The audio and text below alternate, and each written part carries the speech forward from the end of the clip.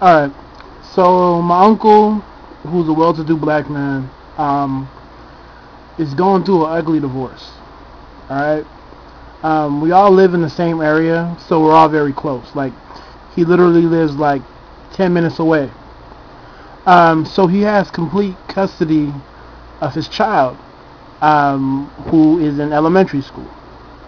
So, I told him I would help him out this week and pick up my niece from school. Alright? And so if anybody who has kids, or you know how it goes, when you pick up a kid from elementary school, you don't wait in your car. You get out and wait for them so they can see you, just because of the whole, they don't want to accidentally run into the wrong car. Because a lot of people have the same type of car. So, you know, I'm out there waiting. Make sure I'm there early so I can get a good spot. Because, you know, it's kind of an uncomfortable time for her because she kind of knows what's going on. And I'm just observant. Because if anybody who knows Southern California knows that there are certain parts where literally you have upper middle class, and people in poverty all living in the same area. That's one thing that's unique, especially in certain parts of Southern California. So a lot of the schools will have kids whose parents have Ferraris, and kids, you know, whose parents, they don't even know their parents, who they are. They live in a foster home. So regardless to say, the school is pretty much like that. Alright?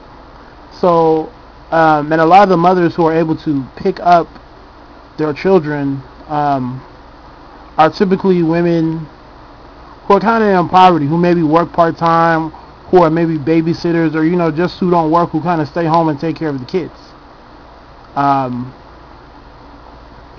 So you kind of have that crowd. So I'm looking, and I see a whole bunch of young black mothers.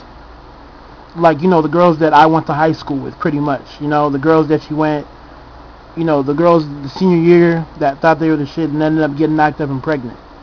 And then, you know, you go away to college and you come back, you know, and you see them over the, you know, summer break, and they have 2 or 3 kids already. That crowd. I'm not trying to knock on them, not trying to hate on them, just trying to paint a picture. Right? And these are the same girls that you can tell nothing to. These are the same girls that were going in, sneaking into frat parties, even though they was in high school, you know, doing the most.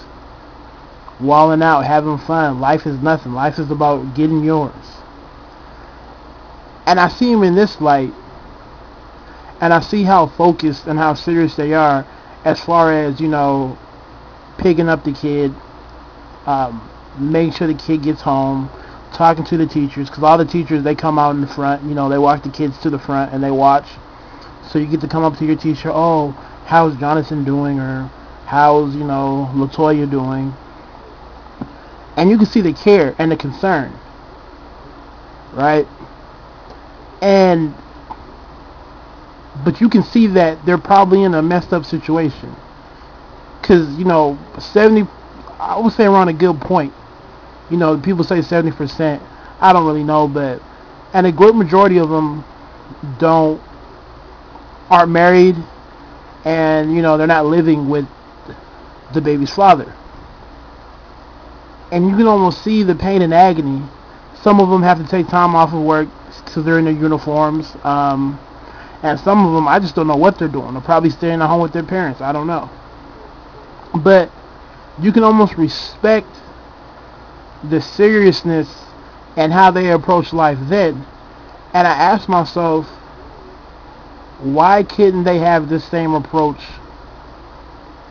before this shit happened? Like, I asked, because when you look at these chicks, you can almost tell they're at that point where they're not about money, they're not about status, they're literally on some like, look, I will take a man who has a steady job and who fucking wants to raise a family. And there's nothing wrong with that, you know what I mean? Even if a man doesn't want a family, he can't knock another man or anybody else, you know, who just wants to work hard and have a family. And to see them at that point, it doesn't mean that they're desperate. It shows that they know what really matters.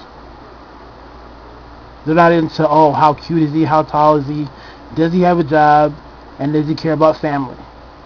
Pure and simple. And I can respect that. I look at these women, and I didn't look down on them. I more looked at them with a level of respect for what they were doing and just how serious they were. If you ever know a chick with a kid, you know what I mean? After they have that kid, they're a little bit more serious. If you take 100 women with kids, or black women actually, 98% of them, meaning 98 women, are going to be serious. Now, you're still going to have that 2% who still want to wild out and act like having a kid is like, like get into a car accident. Shit happens, you know what I mean? You still get those women who have that approach. But 98% of the women are on some serious shit. And so, I had to ask myself the whole week, why is it that it takes something like this to get black women to be serious? Honestly. If they're professional, if they have a job, if they're career oriented, they're still fucked up mentally. You know what I mean? All the other shit still matters. Your status and all that other shit matters. But why is it that only when a black woman has a kid, and preferably a kid at a young age, that she knows what's going on? It's to a point where I love black women with kids, but I wish they didn't have the kid. I wish they still had that same mindset. Because they'd be probably 75% better off. And I'm just throwing percents out there, but I mean, the majority of these women would be better off if they just had that same mentality. Because it really is a problem. It really is. And for all the women who are listening, you look at how other women from other races, preferably minorities, not just white, or if you're going to look at white, look at middle class whites, not, rich, uppity white folks. Look how they're living their lives and compare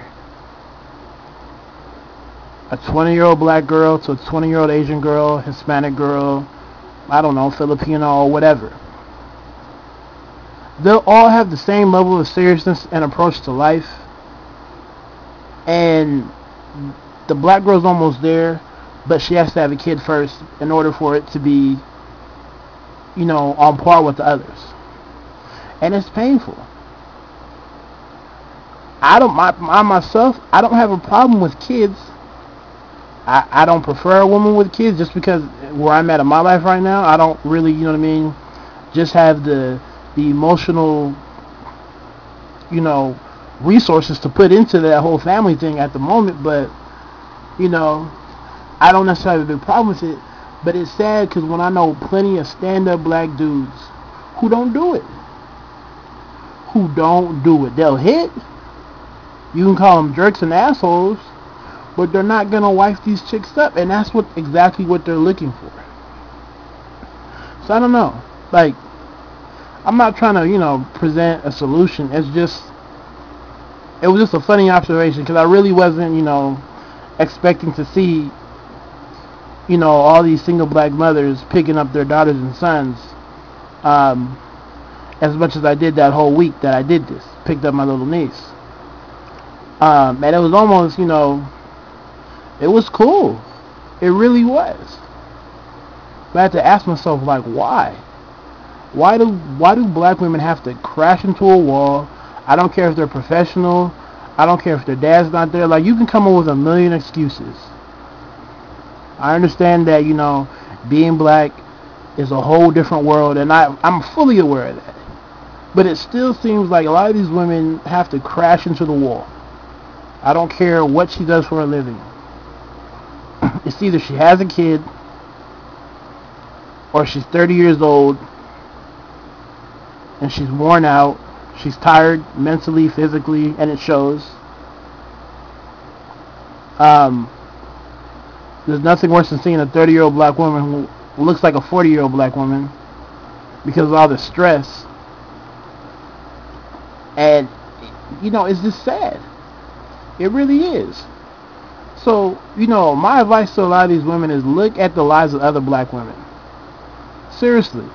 I don't think a lot of black women take the time to look at the lives of, their fellow black women. See, black men, we do this all the time. That's why the ones who are doing well are doing well.